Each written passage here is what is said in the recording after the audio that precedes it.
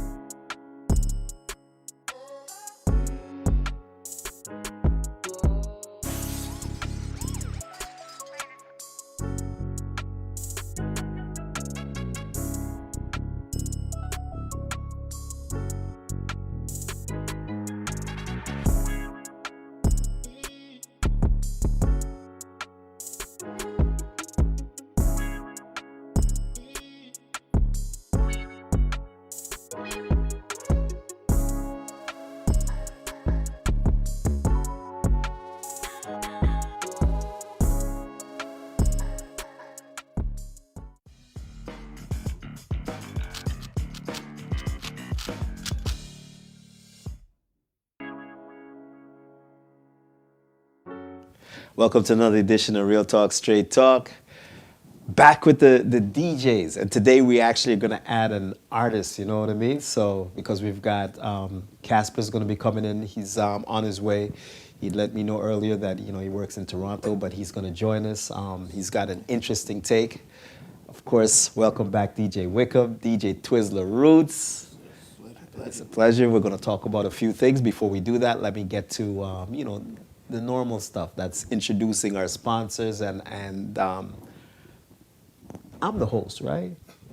Yeah, I'm getting confused. I was about to say, for some reason I was about to say sponsors and hosts, but no, let me introduce the sponsors. We're going to start with Up Like 7. Got to send a big shout out to Put On the Crew because they were the runners up for the London Free Press Awards, right? In the barber category. So big up to Put On the Crew. Let's go down to I already did Up Like 7. Let's go down to Paradise Bar and Grill, Jiggy and everybody over there. Much love. Wien Community Center, where we shoot at.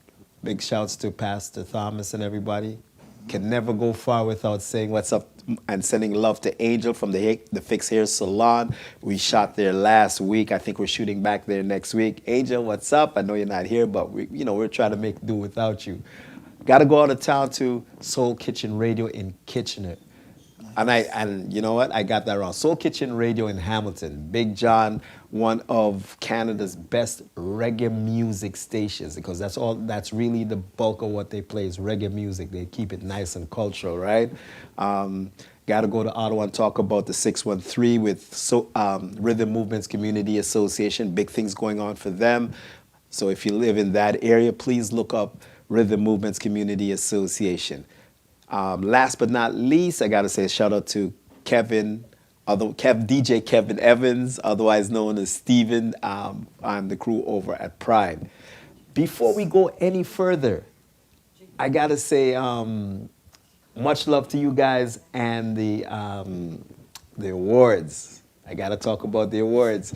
Today on Facebook, I saw DJ Wickham pushing hard for him and his fam because both him and the wife are nominated. So love to them. And I know I got Twyzla Roots. I was in a conversation with TJ last night. The TJ was like, oh, I'm going to push hard. So big love to DJ Starchild. I want the rest of the K&R guys to push hard. I'm going to tell you why. Because there was some conversations about the legitimacy of the DJ aspect. And I had to say this. When we were coming up as DJs, there was nobody that reached out and was willing to do an awards for us. It wasn't necessarily about, I just wanted all the DJs, and not just the DJs, everybody to get some love in the city.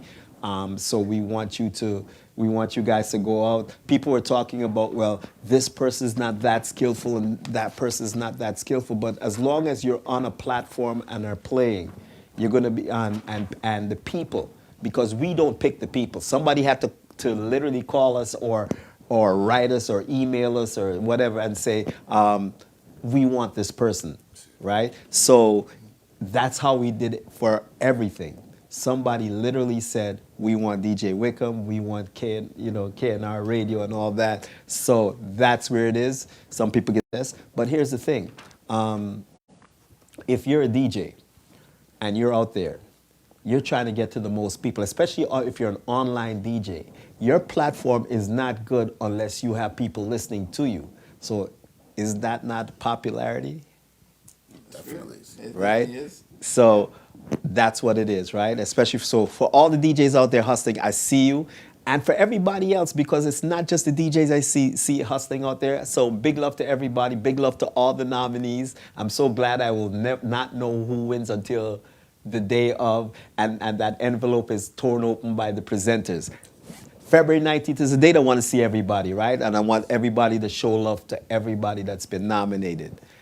Now, Twyzla's got this poster, but you know what? Yeah, it's there. Yeah, it's there. People, it's online. It's everywhere. It's on Facebook. It's on Instagram. It's everywhere, right? Back in the day, out of Toronto, it used to be everywhere like City TV. Well, you're everywhere like the Essence of Culture Awards. All right, enough of that. Also got to send a big shout out to London Black History Coordinating Committee. They're out there doing their thing. They had their opening ceremonies at the museum on Saturday. It was well done, so big shouts to them. All through the month of February, they got a lot of stuff going on, so please look them up. If you live in the London area, look up London Black History Coordinating Committee. You know what? No matter where you live, look up the London Black History Coordinating Committee because there's something in there for you. And that's going to lead into one of our topics. And I don't know, which one of the topics should we start with? You know what? Since Black history is a good one. Black history is you know what? It's fair. I got to say big shouts to Michelle and all that for doing all this stuff right here. All the representation for Black history is to Michelle, who's like she's the secretary, the manager, the office manager, the manager. She does like 6 roles. I just get to roll up and sit down here and think, but she, Sounds and nice. I know, right? yeah, you know what I mean? So big shouts for her doing it. And of course, my crew, I never give them love. I've got Big T over there on cameras and all that. And so tonight he's on his A game. I came in and he was ready. He was like, yo, you got your stuff ready? And I'm like, yes, I do, boss. Yes, I do. So big love to everybody. Now, Black History. Give me your thoughts on Black History Month before we get to my thoughts. I want to hear your thoughts on Black History Month. You are a newcomer to Canada, more or less. Well, you've been here a while, but it's still more or less, right? Yeah. Black History Month in Canada, because you don't celebrate Black History Month at home, right? That's fair. So, Yep. My thoughts in terms of... does it resonate with you? It certainly does. It certainly does in the sense of the need for it. I think it's needed. There's lots of work to be done in the Black community in Canada, in London, in North America in general. And I think it's significant to have a month like this it's not that we're supposed to celebrate Black history just in the month, but at least put in the extra effort to learn a bit more about Black history during this month, but also celebrate it all throughout the year. And I don't think it's something that's only for us as Black people. It's for the entire community, North America. Everyone is I feel like the community is so mixed ethnically, and I think in general it's good for us as a people to be able to learn about Black history, and likewise for us to learn about other people's history, other cultures' history. So I think it's very important to have Black History Month and to celebrate Black history. No, definitely, definitely. It resonates. Black History Month is that time for us as Black people to sit back, reflect, look at the heroes that we've seen over the years that have risen up for us. You know what I mean? I think it would be nice if Black History Month was celebrated in February here in North America, but also in Europe. In Europe, they celebrate Black History Month in October, so it's a little bit split. If it was, if it was done in February, Definitely. both in Europe and here in North America, I think it would be a way bigger thing. You know what I Yes, mean? I agree. But yeah, like you were saying there too, it is a time for not just Black people, but white people, Asians, in East Indians, the Native Indians, to look at the contributions that Black people have made right here in North America. And it's also something that people need to look at and see what happened over the years in America, and ensure that we don't make that vicious circle Not complete, replicated right? ever. Because one thing I have seen over time is I see almost a bit of racism towards white people. People freely say things about white people, and we will never want that vicious circle to Not, complete. yeah. And then you have white people trying to fight. You know what I mean? It's just not right. It's just not That's, right. I agree, Twyzla. That's not the goal. The goal here is not for the focus to just be on black people and then turn the racism on another ethnicity. Is that's the goal is equality across the board. I think we've suffered, and it's not only the black race, but we got to speak for ourselves. We've suffered a lot over the years, even beyond my knowledge, and it's really important that everyone understands that the purpose is not for us to be superior. It's not for us to be racist towards somebody else. It's just for us to aim for equality and to celebrate black excellence. And our experience, our black Exactly. the experience is unique no matter what, right? So most definitely, most Yep. definitely. So going back to what I was saying about the white racism. The reason I'm mentioning this is actually I was watching a podcast today called Night Talk, and he had brought on an Asian brother. I think he was on TikTok, who was talking about how he sees so much of this now. He sees so many, and I can agree with it. I used to love watching The Breakfast Club. Yes. Charlemagne. Yep. Yes, yes. But then I would see Charlemagne say some certain things, and I think to myself, Charlemagne, if Anderson Cooper said this on CNN, black people be going crazy right now if you were going to say this stuff about black people. The way he mentions white people and says, I'm like, bro, you're not helping the situation. All you're doing is you're creating a vicious circle. It will come to no good whatsoever. I agree 100%. You know what? I like how you brought up Charlemagne the God. Actually, I'm gonna bring up something that I read today from you. There was somebody on Facebook, and you talked to them about racist stuff, right? Yes, yes. Yes, you had a conversation. I think it was a drummer from somewhere, I believe. Yeah, That. so basically, people were talking about the Grammys. And it was funny, I've seen a bunch of podcasts about the Grammys, how relevant are they now, how many people watch the Grammys, this, that, and the other. And my guy went to, oh, well, I only see black artists getting awards, and basically stating that there's no talent, they lip sync through their performances, this, that, and the other. And before I even made a response to this gentleman, I looked at his Facebook page, and the first 6 posts I could tell, Trump supporter, a bunch of just negative stuff about black people and other races, of course. And And so I had to say to him, you obviously you're harboring a lot of hate inside of you and resentment, and think what you want to think. And what I actually wanted to come back and say to him too was that 40 years ago, that's what our parents were saying. Oh, it's all the white people that are getting all the awards, right? So it probably hurts a little bit for him right now, but his mind is obviously not open. It's closed. It's stuck in a box, and nothing that I could say that will change that. You know what I mean?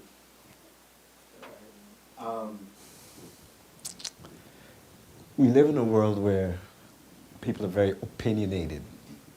And not just opinionated anymore, they are sometimes malicious with their opinions.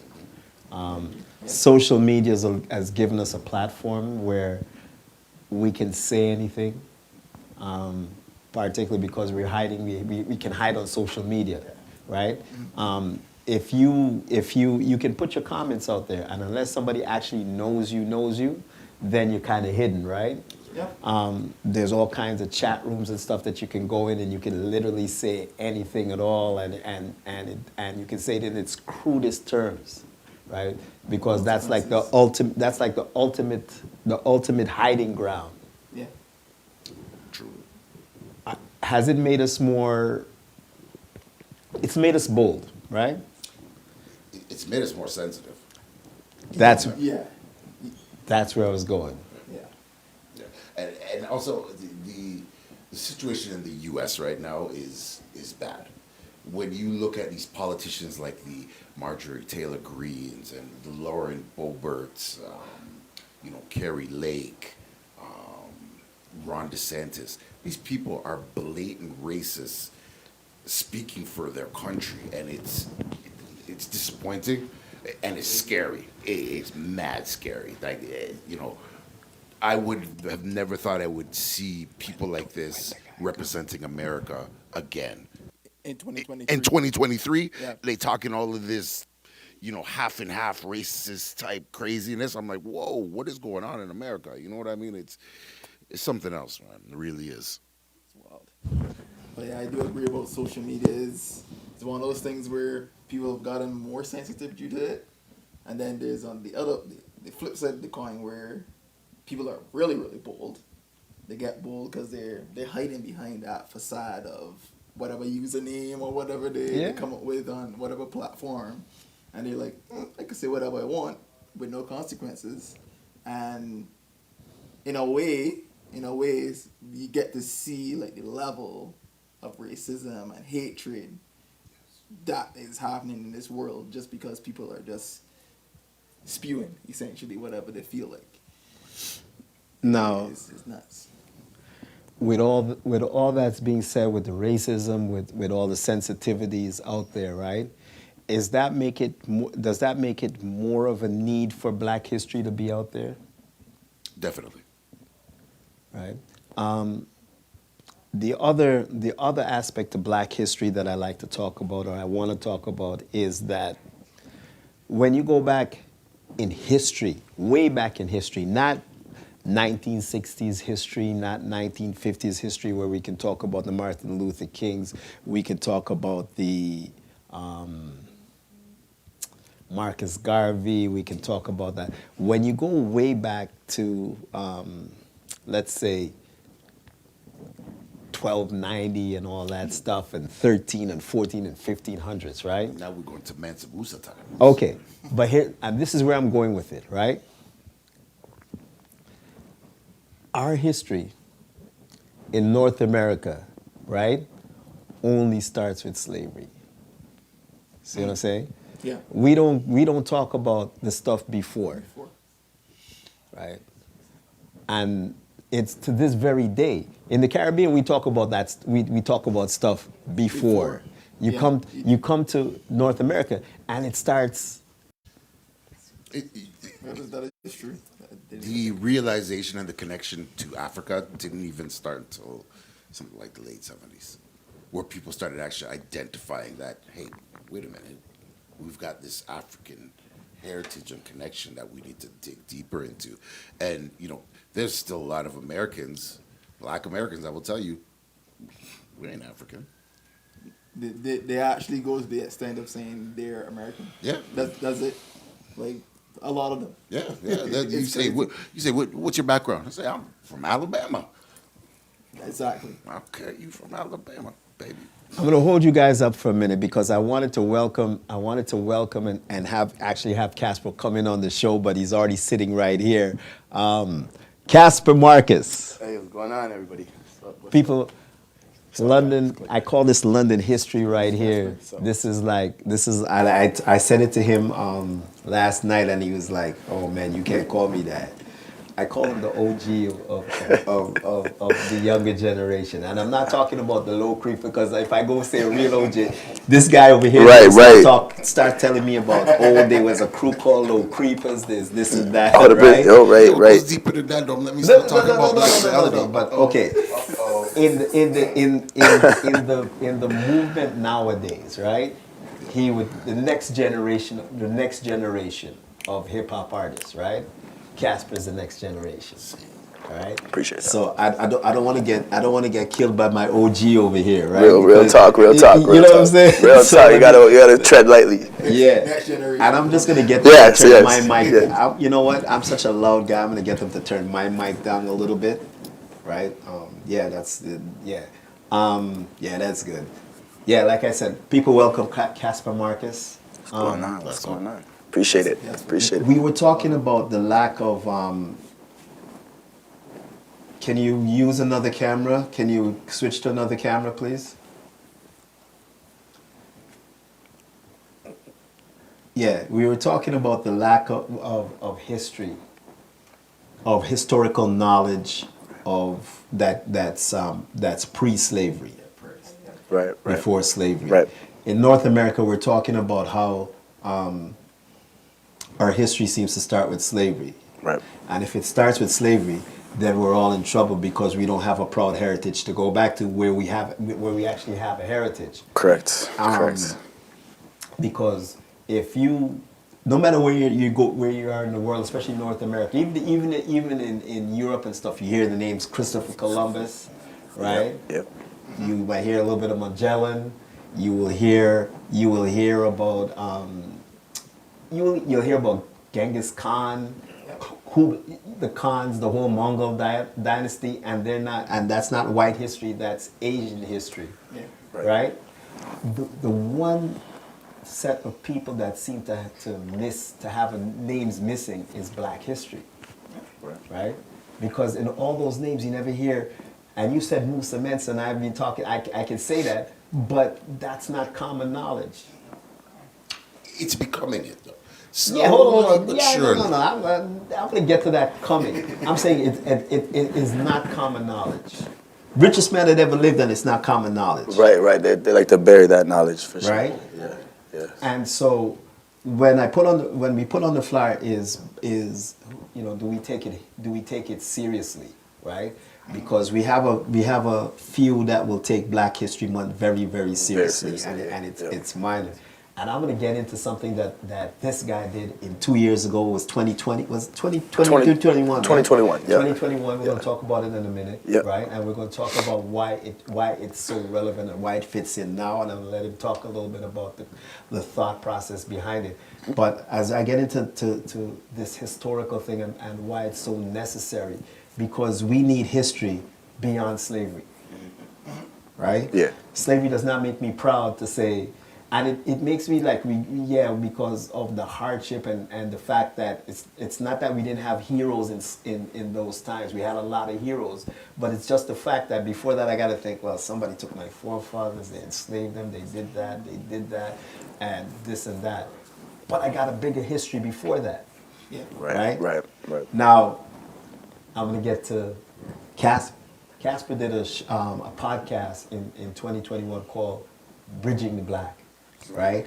And it really truly hit me about 2 nights ago when I'm like, you know what? This dude did Bridging the Black.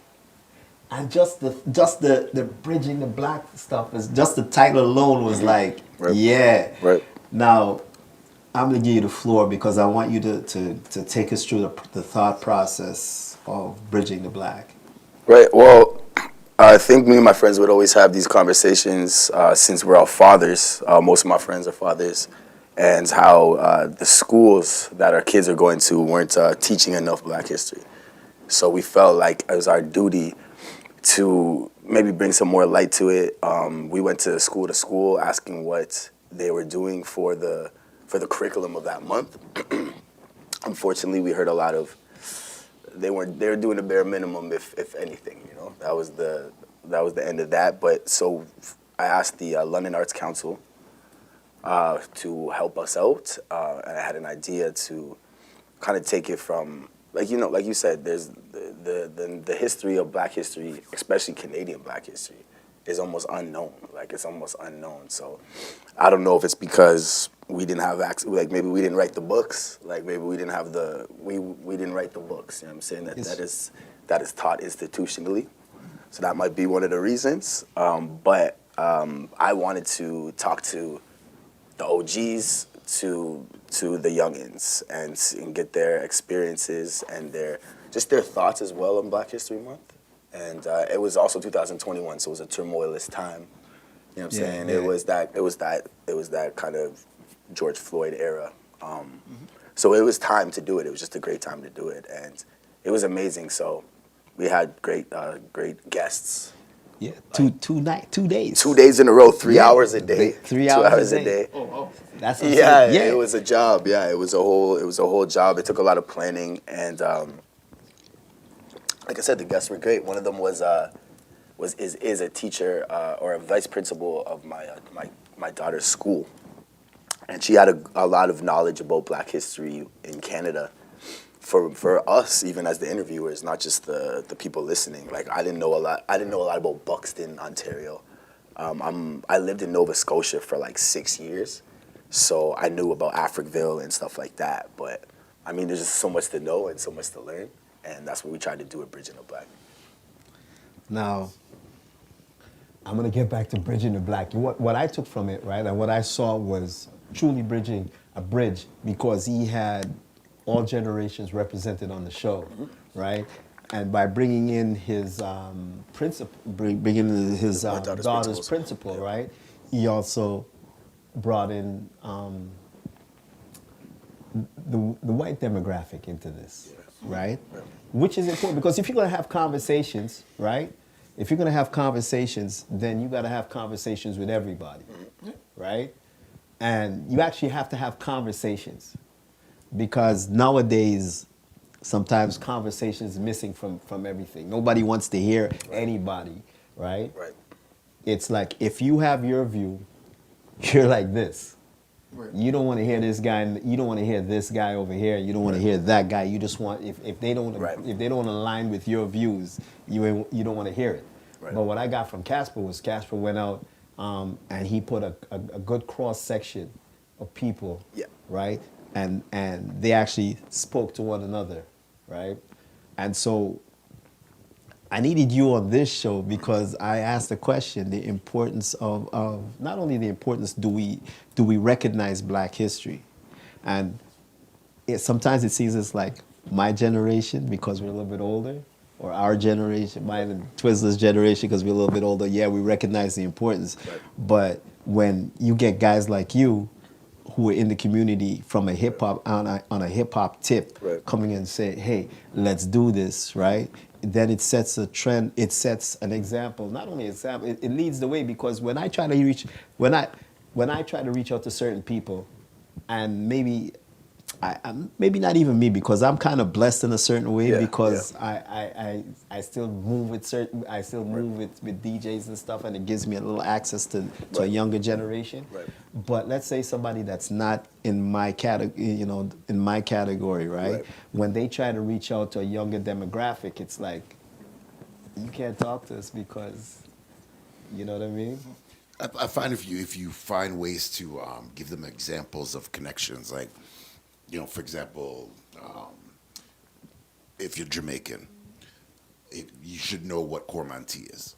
If you don't know what Coromantee is, you need to go look it up. That's the Ghana-Jamaica connection. A good portion of slaves came from Ghana to Jamaica, and they made up a huge portion of our population. And when you go back into the history of the food, so rice and peas, we love our rice and peas. But in Ghana, they call it wache. That's where we got it from, right? Sorrel, big thing that we drink in Jamaica. You know sorrel? No, you know sorrel. Why is he doing me like that? You're insulted. You're insulted. Are you trying to say I'm in Canada too long, bro? Sometimes I ask people, he's like, For the audience. I'm like, red juice, rude boy. But, sorrel, you go to Nigeria now, they make a thing called Zobo juice. It's the exact same thing. These little connections. Right. Once you start seeing those things, you can start saying, oh, wait a minute. And you gotta keep your mic. Yeah, I gotta tell you, you gotta keep that mic. Yeah. I'm not sorry about that. No. So people can hear you. I can hear you. I want everybody to hear you, right? Right. As you let them know that you think I don't go back to Jamaica enough. But all I'm saying is when you make those little connections to, especially the younger youths, them for us again, it's a little bit of a different thing. Us older ones, but when we make those connections to the younger youths, them they can kind of look and go, oh wait a minute, I do have this little connection to Africa in this way. Oh, maybe let me look this up. Maybe let me look this up. And now that the music is popping, a lot more people are looking into that history. Yes. That's cool. So music is gonna lead the way. Well, it might be the glue that puts everything together, maybe, for sure. Yeah, I think so. And I'm just gonna go off topic, just because I want to say something nice about Casper. He's actually gonna perform at the Essence and Culture Awards. So yes. I'm looking forward to that. February 19th. Yes. I had to just put that in there. Quick plug. Quick plug. Right. The second topic and that I really want to get into is the Tyree Nichols situation. Right. And I'm getting in it from different angles. And the angle I'm getting into it is from the noise or the lack of noise. If Tyree Nichols, and somebody else said it, somebody blamed, there was an actual reporter by the name of, I think it was Michael Dearborn, the guy that was on, he does this podcast. He actually blamed it on black women. So I'm not even going to go there. He actually blamed it on, not on black women, because there's a black woman that's leading the police department, right? And he blamed it on the absence of black fathers, right? And he took an angle that was like I think he was he said something about trying to blame black women for some of the men not being there. It wasn't really. I didn't roll with it. I'm just like saying what's actually been out there. But the biggest thing that is being said or should be said was the amount of noise that it's making and not making. And I'm gonna start with the not making. If Chauvin or one of his buddies had shot Tyree Nichols, right? The world is coming down, right? Rioting. And almost every time that a black person's been shot by a white person, there's been riots. In the States. And I'm talking in the States. I'm not talking anywhere else. I'm talking in the States, right? There's been riots. Going way back to Rodney King up there in LA and stuff. There's always been a certain, and every Black Lives Matter movement is up in arms. Everybody's up in arms, and they start talking about these racist cops and this and that. And last week we talked a little bit about it, and I said it's the whole system that's bad. I still defend it really is. It's not just the people. Yeah. But why is there not the same uproar as if he was shot by a white person? I'm gonna hold on because this guy's late. I gotta give him his thought first because he's been like I told people before the work aspect of it, so he's here late. So am I late? No. And I explained it. You work. 7:30. Yeah. No. Okay. You work. Yeah. You work. He's late to the podcast, but he's not late. Right. So right. Let me get this. Casper did not come late. He let me know that he's gonna be here for 7:30, and by 7:30, Casper was was late. Still book me, promoters. Still Yes, book me. book him because he gave, and that's a plug. Hey, well, wait, I don't even know why we're talking about that because he gonna get booked anyway. Exactly. Explain that he But, is not late so many times. I believe that he's late. You're right. You got me. You got me. You got me. Oh man, you I'm got not, me. hey, you please, got me. I'm not going there with. Knowledge is key. Knowledge he knows. is key. He knows. That was But wise. yeah, okay. Since you're the last person on the podcast, I want you to Yeah. to take that and give me your thoughts on it. I'll keep it light. It's just a simple answer for me. It's clearly a lack of outrage, Yeah. and outrage is obviously stemmed from, something bigger than just something happening like a one-off, right? Yeah. This one, I think. Let me just go back, just to speak on the reason why people get so outraged for when a white cop kills black people unarmed, especially, is because it's systemic. It's been happening. It's actually just like it moved on from a new form of slavery, how it used to happen with the slave catchers and all that. So, I mean, it just hits different, I guess, when it's white on black. That's why I'm trying to keep it simple. It just simply it hits different. He says, Casper said it's different when it's white on black. All right, Wickham. For me, I think is the consequences. So, for example, in this particular Tyree case, there were consequences to the cops pretty soon after the footage was revealed. Right. They were actually fired Right away. right away. On the other hand, Right. we could look back at George Floyd, Right. Breonna Taylor. How long did it take for there to be consequences? Police got suspended. Right. So that's why there were riots. It was just like there was no. I'm not even putting race in this. Like it was literally there was no consequences, and it was blatant gunshots in some cases. Yeah. Like this is what the black cops did was not right in any way. They beat this guy, pretty much beat him to death. But at the same time, they were fired pretty soon after. Whereas the other cases, We had to wait. So I'm taking points. Twiz. Bro, I see it as the world is desensitized. A lot of us are desensitized. Every other day, every week, month, whatever, what do we hear? Black man gets killed. Is it by the cops? Is it by our own people? It's gotten to a point where people's just like, oh, this is another black guy's dead? Oh. That's what happens in America. This is what I see. It's unfortunate, you know what I mean? I mean, the one thing that I do see that has actually kind of come out of this when it comes to the punishment that they got so quickly is that they're now talking about when there's a situation like this, there is going to be no more delay. 20 days, they must do something. Something must be done within 20 days. There's no more of this months and months long, and this guy's suspended with pay. With pay. So he's on vacation, basically. Hey, Yeah. hold on. Let me talk about Canada or Ontario. You get suspended with pay in Ontario, right? No matter what you do as a police officer, you get suspended with pay until you actually, right?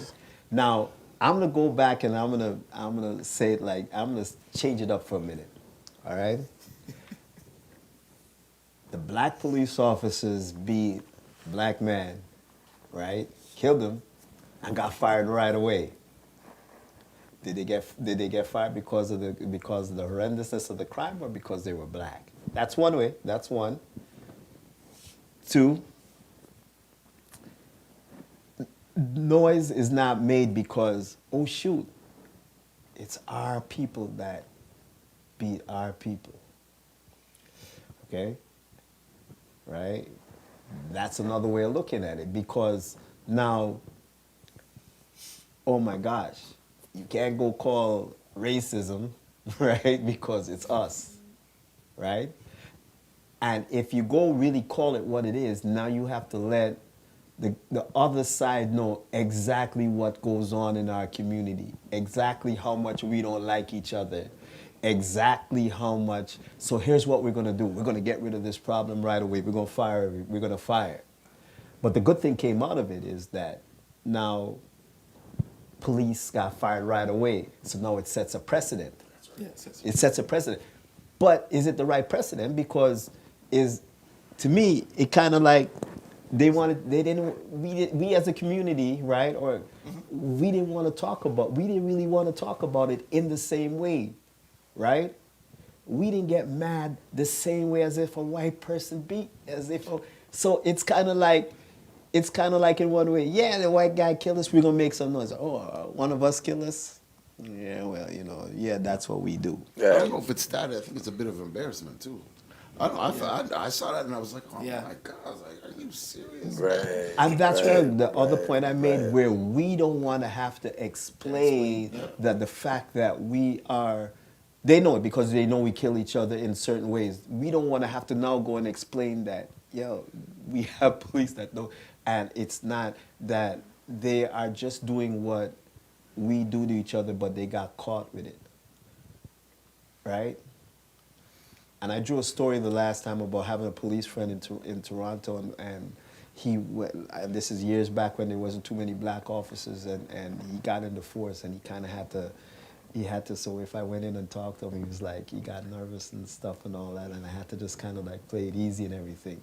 But now we got to go talk and say, hey, oh man, we beat each other, and we actually did the same thing as Chauvin did and everybody else did. This is a police mentality though. This is something you go in as an officer, and I mean they don't that when you watch it. If you're that type of person who knows how to, and they should know how to de-escalate a situation, that shouldn't have gone. That kid was clearly scared for his life, Right. man. Yeah. The man was trying to rip him out of the car. He was just scared for his life. But KRS-One addressed this a long time ago with a song called "Black Cop." Black police showing up for the white cop, man. Yeah. So Yeah. I mean, it's this crazy mentality in the So the system, police station. Yeah, so we got a bad system, but don't. And I'm still gonna go back with the point is it's not just a bad system. It's also we didn't want to talk about each other and have to. True. Yeah, there's a bad system. And we've known, because there's no way that only white cops are bad cops. There's just no possible way that could be, right? Right. We've got a police force, right? And no matter how you try to play it, if there's 1,000 people, 1,000 people can never all be good. Yep. That's right. It's human nature. That's right. Yeah. Right? That's right. Yeah. And the problem where police got in was they never wanted to admit when they had bad, because they said it weakens the whole thing overall. So it festered and allowed the negatives and all that to grow because they had the protection. Yes. Right. Yep. That makes sense. Right? Yeah, let's also remember this. Memphis is real. Memphis is Oh. a serious place. Crime is crazy over there, and Yeah. so that Scorpion unit, similar to like Acid unit in Jamaica, guys are ready to jump on you and deal with it, Yeah. which is, That's the system. That's what they were creating, and because the chief of police was part of that unit in Atlanta, because that's where she came from. Right? She's been part, so she knows that system well. In fact, it goes further. She trained with the Israelis. Yeah. Or you check this out. They're police from all over the world that have trained with Israelis, right? Because of the circumstance of how the Palestinians are. So they get training in how to deal with certain situations. Yes. Yes. And so there are now calls in certain spots in the States not to have the police being trained with the Israeli police. It's too excessive. Yeah. Yeah. Oh, okay. I know why you guys can look that up, because that's some true facts. Wow. There are police units all over the place that train with Israeli police. Right? So that's another layer to it. And so I'm going to ask you again, do you think that if it was a white cop that shot that beat Tyree, right, there'd be more noise. Me, personally, I don't think so. I don't think so. Just because of since 2020 and the George Floyd thing, the amount of instances of cops killing black men, black women, this, that, and the other, it's just happened so many times, and then another one happens, and oh, it's black guys, but it's like, man, your brain starts to kind of tune out. Even my brain is. It's bad. I hear you. He's like you said it the best, that we are super desensitized.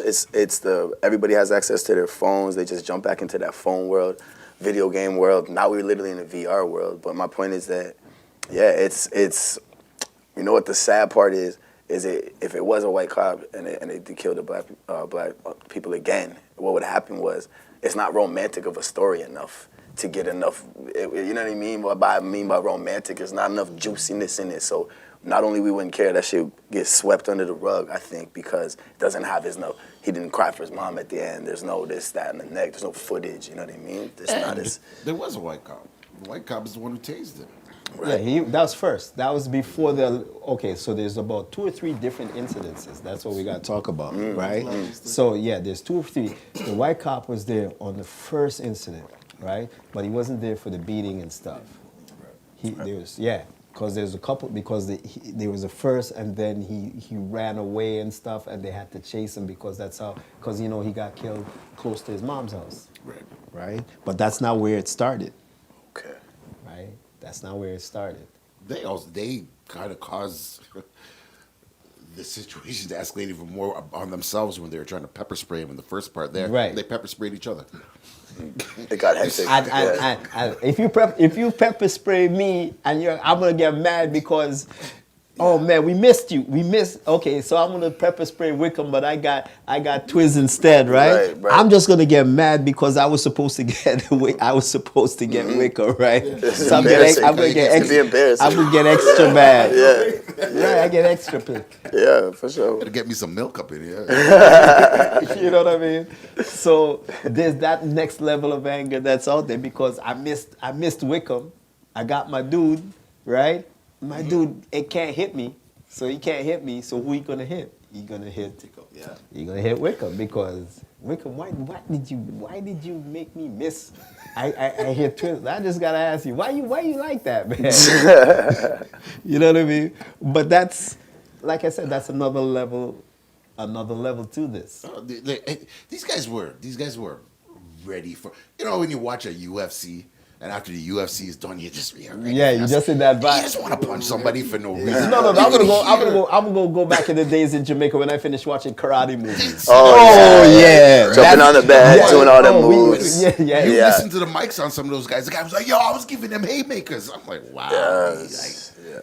You bragging about beating up this poor kid, man. Yeah. Jeez. And there was no kind of retaliation from the guy. Like there was like no reason to continue to be that excessive, right? Going. And that tells you how the system is messed up because they knew they was on tape and they expected to get away with it. Yep. Yes. Right? That's a part that also has got to be there. They knew they were on tape. There was no way that Right. and body cameras, right? Right? But they thought it was just going to be, well, you know what? They were going to get away with it because, and that's where the system itself being they used to know being like regular police officers and knowing that if they do this little stuff, whatever it is, this little, this grimy stuff, they're gonna get away with it, right? Could it happen in Canada, in London, Ontario? Okay. For sure. I got sorry. Yeah, why not? Yeah. Of course not. Of course it can.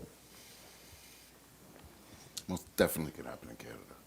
Well, you know what? That's why I had to narrow it down because there are places in Canada. Yeah, I had to narrow it down to London, Ontario. In London, Ontario. No, Definitely. Most definitely can happen in London, Ontario. Would it be black cops? I have never once been arrested by anything other than a white male cop in London, Ontario, and they've never been nice. You know what? What else am I gonna say? I just had to ask that. London, Ontario, because if it's gonna happen in London, Ontario, it can happen anywhere in Canada. That's facts. Here's the thing, though. If it happened in London, nobody would hear about it. It would be the story that Wickham tells about he got pulled over and the man then beat him up or something like that. And you kind of believe it. You're kind of like, I don't know. Yeah, but because you know it's that Wickham. Who's gonna believe Wickham? you know what I mean? It's Wickham. It's truth, though. Hold on, Wickham got pulled over and beaten up. Wickham. What was Wickham doing? What did he do? He jumped out of his Twitch stream early and went on the road. Something along them lines. You know what I mean? Played a bunch of wrong tunes at a club. Run him out of the club. You know what I mean? But on a serious note, right? So, as we start to get to the end of this podcast, because I got some people looking at me some ways, I got to remind them, yeah, we my technical crew, we did start a little bit late, so we still got an extra few minutes, right? It's one of those, you know, you're run by your crew, as you all can see, and for those of you not in the studio, I'm getting looked at in a certain way, but that's all right, because it is what it is. I want to talk about the rest of the month for Black History, right? Because once again, thank you to Michelle Lev for putting this out and showing us. Oh, controlled damage. Yes. Big props, because it was his sister, right? His sister. People, if you don't know, Controlled Damage was a play written by Andrea Scott. who happens to be, My sis. right? Blessed. Is the movie coming out? Is the movie going to? I know you told me. She would love for something like that. We'll see down the road. My sister's a very busy young lady right now. She also writes for Murdoch Mysteries. Yes. She does a bunch of other things. So, we'll see what happens. But it's only up from here for her. Definitely. If you haven't seen the play, please look stuff up online, because there's so much information there, and more importantly, the person that she wrote about. That wonderful person on our $10 bill, right? Yep. Please look up her history. It's amazing story, Miss Viola. It's just an amazing story, right? People. If you read upon this story too, some people have missed the play, whatever. You can see documentaries and this and that on it. There's a little bit of it that I think a lot of people kind of pass over on, and they're talking about hair. Yes. And for anybody who has worked in a corporate setting as a black man or a black woman, you will know that you will get hounded about your hair. Yeah. Oh man, you can't have your hair like that, dude. Like, man, you got to get that cut, brother. You're getting a little thick there on the top, man. You're talking about, I love my hair, maybe I want to grow it out. You know what I mean? And they in the play they talk about that. A lot of people kind of gloss over that part and they just go into what happened with Viola in the movie theater. But that hair part is super. My last job. Because a lot of stuff has happened because of her hair. Yes. Right. Yes. I mean, way back in the day, Miss India Arie had that song, right? That I know I gotta talk about. I don't know if you know. I'm gonna take Wickham out of this. I'm gonna put you know the tune? No, I'm not. All right. So this is where you get. This is the old school thing. Old school neo soul artist by the name of India Arie. She had a song about hair, right? Was nice for a minute, right? But it dealt with the hair issues, right? Yes. So hair's always been a topic that's caused a lot of division in the black world. Well, right? people need to. Some people that have never understood. And again, Huggy, you will understand this. I can remember getting dreadlocks and coming home. My parents said, "Hey boy, Pull them thing out of here, you know. Well, that's Rasta was like well, a punk yes. rocker when Yeah, I was a kid. but not only that. When we talk about here, it's not only the dreads. It was also the fact that at one point we used to put all the relaxers and stuff in there, right? Yeah. And that came in, and then in the early days of slavery, the straighter your hair was, the better chances you are of passing, right? So hair's always been a decisive topic in the black world, right? So, but like I said, she conquered hair. And she, like I said, please, if you get a chance to learn a little bit about history, Miss Viola's out there.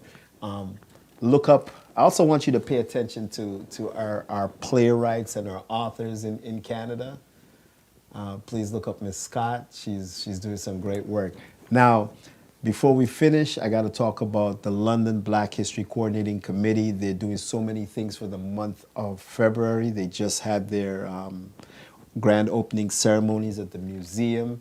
They're going to have their closing ceremonies at Wolf Performance Hall.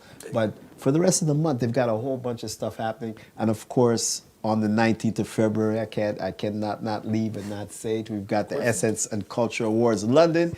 It's for you, right?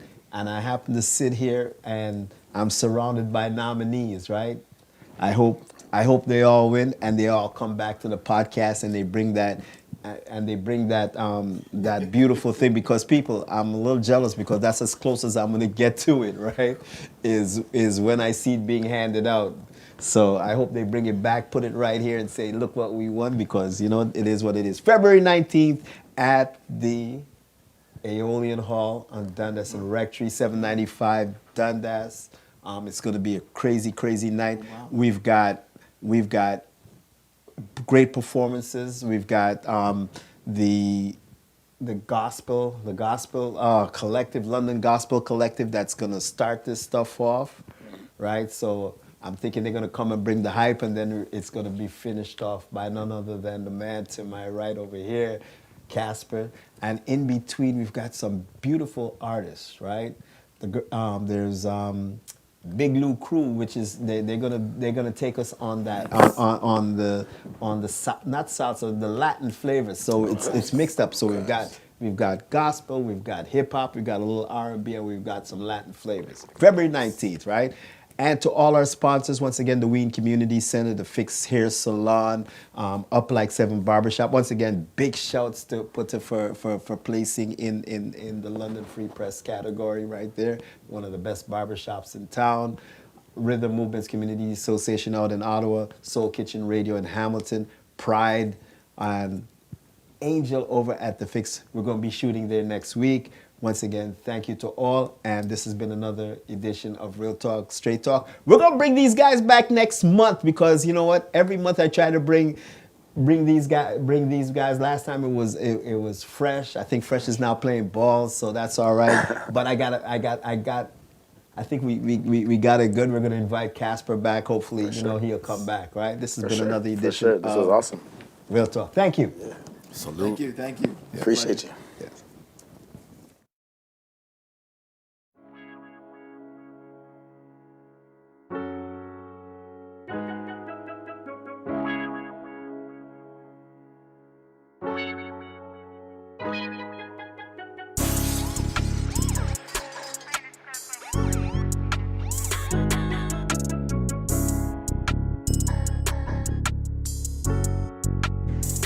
On the beat.